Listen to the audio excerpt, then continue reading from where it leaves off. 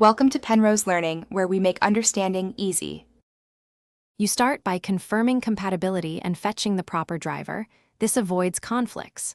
Once downloaded, plug the adapter into a USB 3.0 port so you get full throughput and stable power. Make sure to disable the internal Wi-Fi if the system auto-prioritizes it.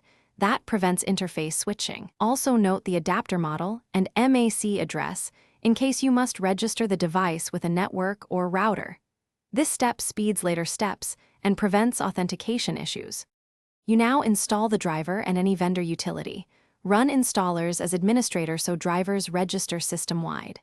If automatic prompts appear, accept them and then reboot when requested to load kernel extensions cleanly.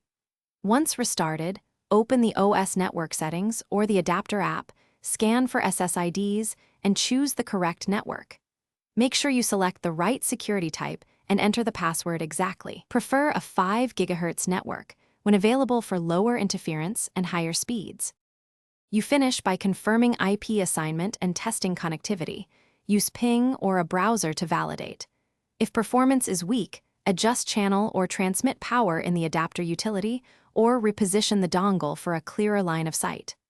Once done, secure the adapter with updated firmware and save settings.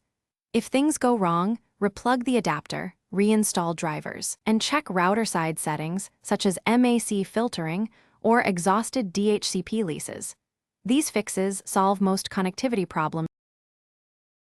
Thanks for watching. If this was helpful, leave a like and consider subscribing. See you next time.